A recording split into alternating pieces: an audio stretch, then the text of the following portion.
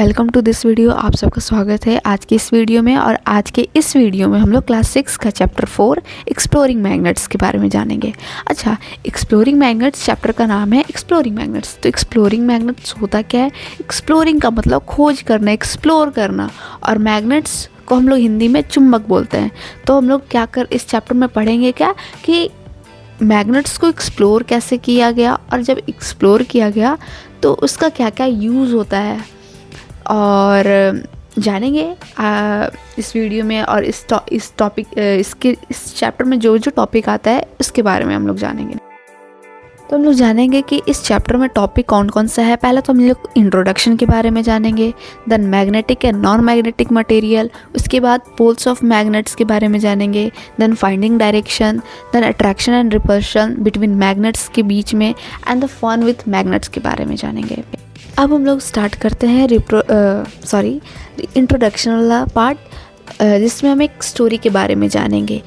अच्छा, ये स्टोरी वाला पार्ट जो है वो हम लगा दिए हैं इसमें। इस स्टोरी में हम क्या जानते हैं कि Reshma lives in a coastal town of the Kerala and is a very found of writing short story. एक रेशमा नाम की लड़की थी, वो कहाँ रहती थी? कोस्टल टाउन ऑफ केरला के टाउन में रहती थी।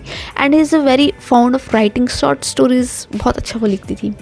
Her grandmother loves listening to her stories, और उसकी दादी माँ जो थी उसको उसका स्टोरी सुनने में बड़ा अच्छा लगता था। So Reshma was writing a new story to share with her grand mother.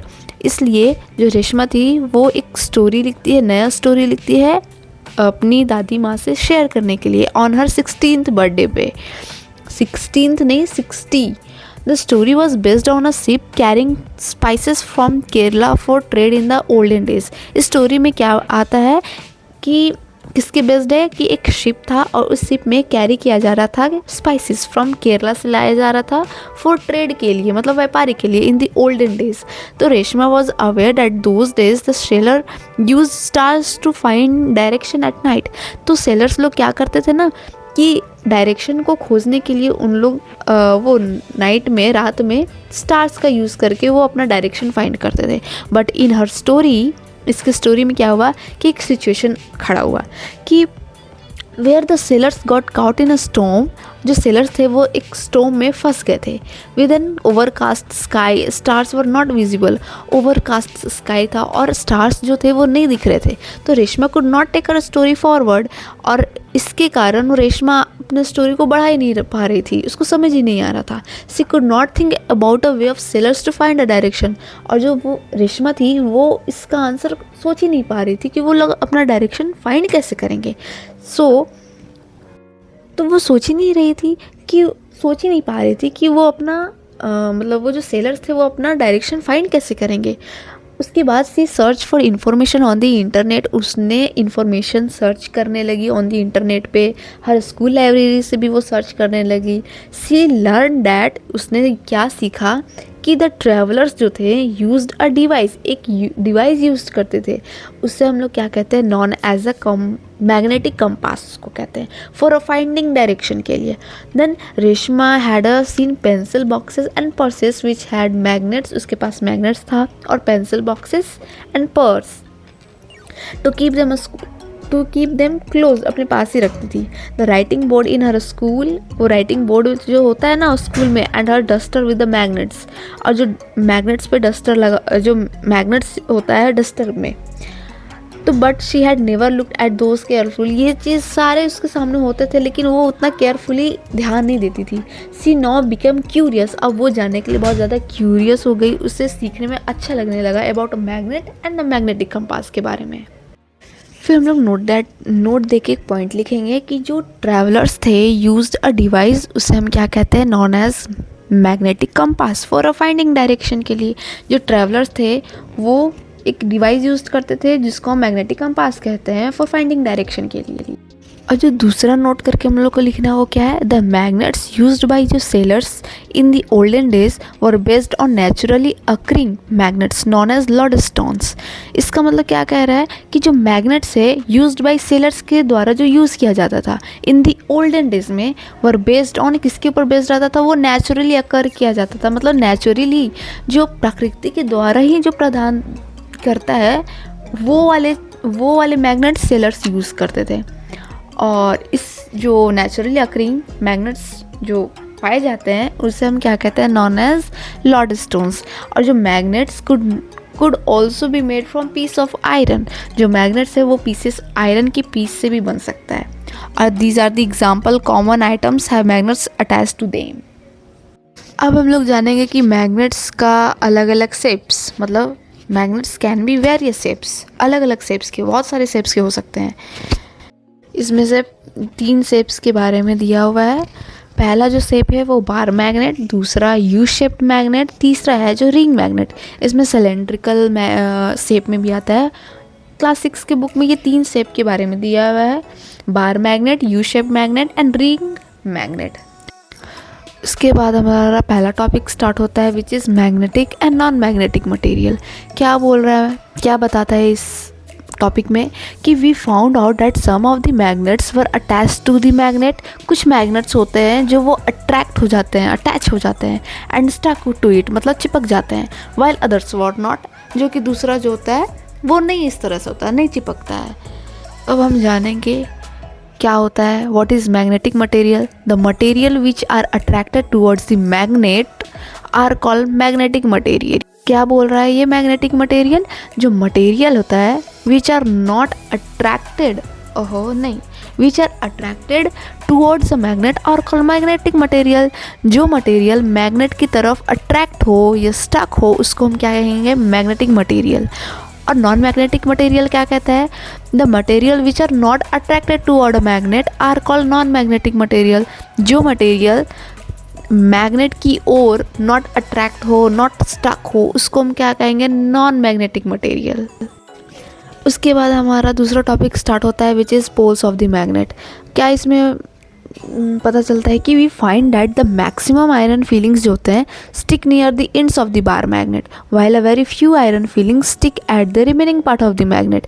क्या ये बताता है कि जो आयरन फीलिंग्स होती है, जो मैक्सिमम आयरन फीलिंग्स जो होती है वो स्टिक कहाँ होती है, कहाँ चिपकता है, near the ends of the bar magnet. Bar magnet का जो एंड्स पार्ट होता है उसमें जाके वो चिपकता है maximum iron feelings, while very few iron feelings जो होता है वो स्टिक कहाँ जाके चिपकता है, eight the remaining part of the magnet.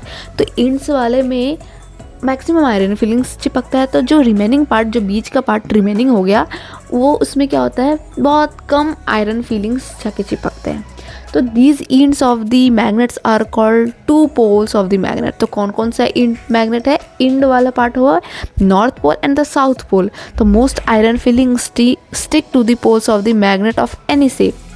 कोई किसी शेप का भी मैग्नेट है, तो किसी शेप का भी हो, या वो सिलेंड्रिकल हो या बार हो या यू शेप्ड मैग्नेट हो, तो जो उसका इंड पार्ट होगा, इंड वाला जो बार मैग्नेट होगा, इंड ये तो बार मैग्नेट का है, या हम किसी भी मैग्नेट का बात करें उसका जो इंड पार्ट होगा उसमें सबसे ज़्यादा आयरन फीलिंग स्टिक होगा।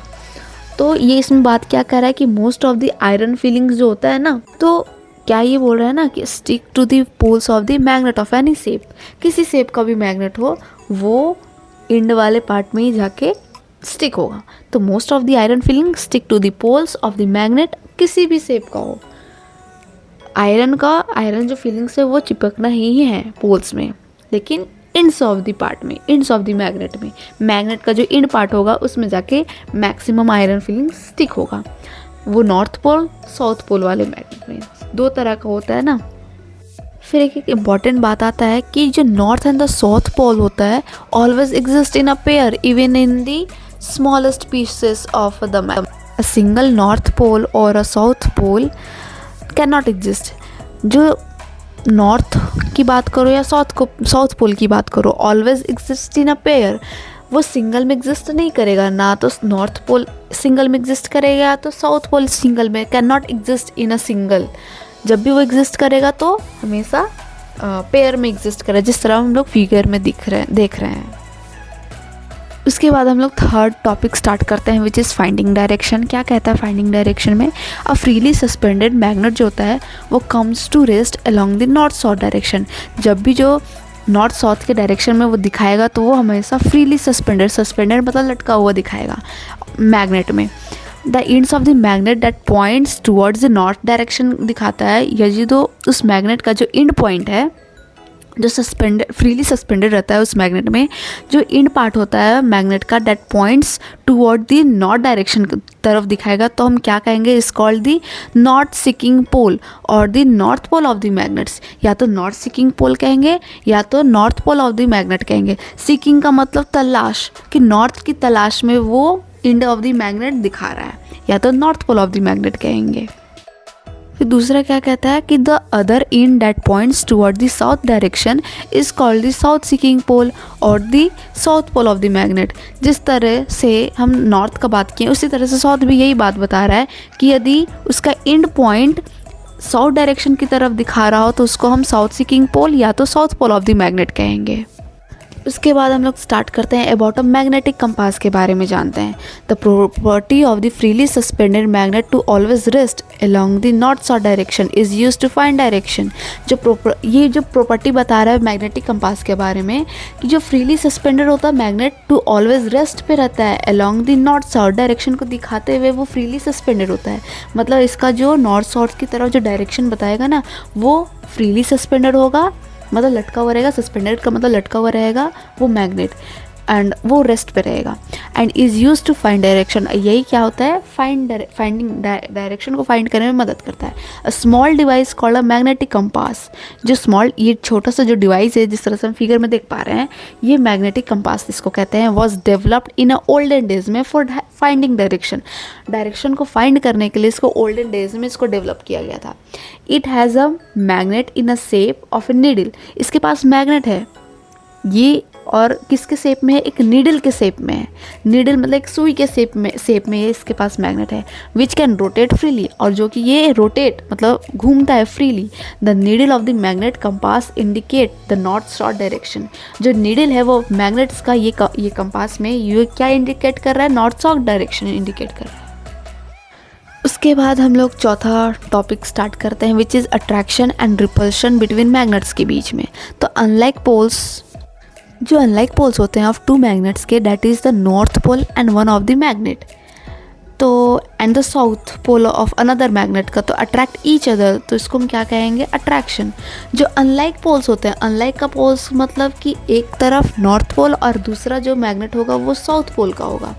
तो जो पहला मैग्नेट है वो नॉर्थ पोल दिखा रहा है और जो दूसरा अनदर मैग्नेट है वो साउथ पोल दिखा रहा है, तो ये एक दूसरे से वो क्या होगा? एक अट्रैक्ट होगा ईच अदर। तो अनलाइक पोल्स क्या करते हैं? अट्रैक्ट करते हैं एक दूसरे को, तो उसको हम क्या कहेंगे? अट्रैक्शन कहेंगे। जो अब दूसरा एक रिपल्शन क्या होता है? तो जो लाइक पोल्स होते हैं, मतलब लाइक पोल्स या तो दोनों मैग्नेट्स नॉर्थ हो या तो दोनों मैग्नेट्स साउथ पोल दिखा रहा हो, तो वो दोनों मैग्नेट्स क्या करेंगे? एक दूसरे को रिपेल करेंगे। तो लाइक पोल्स रिपेल करते हैं और अनलाइक पोल्स अट्रैक्ट करते हैं। तो लाइक पोल्स रिपेल को हम क्या कहेंगे? रिपल्शन। जब दो मैग्नेट्स एक दूसरे को रिपेल कर रहे हैं तो उसको हम क्या कहेंगे? रिपल्शन। और यदि दो मैग्नेट्स एक दूसरे को अट्रैक्ट कर रहे हैं विच इज़ अनलाइक पोल्स, उसको हम अट्रैक्शन कहेंगे। इसी को और एग्जांपल में हम लेके बात करते हैं। When the north pole of the magnet is brought closer to the north of the compass needle it moves away. यदि हम north pole of the magnet का ब्रॉट क्लोजर लेके आएंगे to the north of the compass के, तो वो क्या करेगा? अवे होगा, दूर जाएगा, because they both are the magnets are the like poles ना। लाइक पोल्स क्या करता है? अवे जाता है, दूर जाता है, रिपेल करता है। और उसी में दूसरा लिखा हुआ है when the south pole of the magnet is brought closer, नज़दीक लेके आएंगे to the north pole of the compass of the needle के, तो इट मूव्स क्लोजर। क्यों? क्योंकि ये अनलाइक पोल्स हैं, इसलिए एक दूसरे को क्या करेगा? वो क्लोज करेगा, मतलब एक वो दोनों और क्या करेगा? अट्रैक्ट होगा, because they both are the, जो south pole of the magnet और जो north pole of the compass होगा वो नीडल का, वो क्या है? अनलाइक है ना, अनलाइक मैग्नेट्स है, तो इसलिए एक दूसरे को क्या होगा? वो अट्रैक्शन होगा, अट्रैक्ट होगा, तो इट मूव्स क्लोजर, नज़दीक जाएगा वो दोनों। उसके बाद हमारा लास्ट टॉपिक स्टार्ट होता है which is fun with magnets. इस चैप्टर का हमारा लास्ट टॉपिक। तो हम लोग फन विथ मैग्नेट्स मतलब मैग्नेट्स के साथ हम लोग फ़न कैसे कर सकते हैं, उसके साथ खेल कैसे सकते हैं। तो हम लोग एग्जाम्पल देखते हैं। जिस तरह से हम एग्जाम्पल दिया है मैग्नेट्स गार्लैंड। गार्लैंड जिस तरह से वो पहला वाले एक फिगर में दिख रहा है, वो क्या है, वो बार मैग्नेट है। वो बार मैग्नेट से क्या, ये जो इस तरह से लड़ियाँ जो बनी हुई है वो क्या है, एक तरह का क्या है, वो गार्लैंड टाइप में बना हुआ है। वो एक मटेरियल है जो वो बार मैग्नेट से जाके स्टक हो चुका है। दूसरा एग्जांपल क्या है, स्टील बॉल इन अ मेज। जिस तरह से वो ब्लू वाला वो इमेज में दिख रहा है। तीसरा क्या एग्जांपल है, steel paper clip in water. तो स्टील में वो पेपर क्लिप से इन वाटर में वो हम मैग्नेट्स के साथ खेल सकते हैं। ये हमारा 3 एग्जांपल। चौथा एग्जांपल एक और है। क्या है चौथा एग्जांपल कि 2 match box magnets car with like poles of the magnet facing each other. जो 2 मैच बॉक्स है, वो जो मैग्नेट्स जो कार है विथ लाइक पोल्स की तरफ क्या है, मैग्नेट्स फेसिंग एक दूसरे वो ईच अदर एक दूसरे की तरफ किया हुआ है। तो इस एग्जांपल का मतलब समझ रहे हो कि जो लाइक पोल्स है, मतलब लाइक पोल्स मतलब एक दूसरे को दूर भगाना, मतलब एक दूसरे को रिपेल करना। तो लाइक पोल्स क्या करता है, रिपेल करता है। तो ये जो 2 मैच बॉक्स है वो क्या करेगा, एक दूसरे को रिपेल करेगा, क्योंकि लाइक पोल्स है ऑफ द मैग्नेट का दोनों क्या है, लाइक पोल्स है, फेसिंग एक दूसरे को एक साइड, मतलब फेसिंग ईच अदर। उसका जो फेस है एक दूसरे की तरफ है। क्या करेगा, ये दोनों लाइक पोल रिपेल करेगा, मतलब रिपल्शन करेगा एक दूसरे को। उसके बाद हमारा कुछ एक इम्पॉर्टेंट नोट आता है। तो इन दिस नोट क्या बता रहा है कि in some magnets the north and the south pole are marked as N and S. इन कुछ मैग्नेट्स में क्या होता है ना कि जो north and the south pole होता है ना, वो किस तरह से मार्क किया हुआ रहता है, शॉर्ट फॉर्म में एन और एस, एन का नॉर्थ, एस का साउथ। दूसरा पॉइंट क्या कर रहा है, in some other magnets the north pole is indicate. जो नॉर्थ पोल है उसको क्या किस चीज़ से इंडिकेट करता है, वाइट डॉट से। तीसरा पॉइंट क्या कर रहा है, जो north pole of the magnet है is painted red and the south pole is painted blue. पहले वाले में क्या दे रहा है, दूसरे वाले पॉइंट में कि जो नॉर्थ पोल है वो इंडिकेट किया जाता है वाइट डॉट से। लास्ट वाले पॉइंट में क्या कर रहा है, जो नॉर्थ पोल है ऑफ द मैग्नेट का इज पेंटेड रेड से पेंट किया रहता है और south pole is painted blue, उस बार मैग्नेट में या मैग्नेट में इंडिकेट कर दिया जाता है। उसके बाद हमारा ये चैप्टर ख़त्म होता है। Thank you, thanks for watching this video.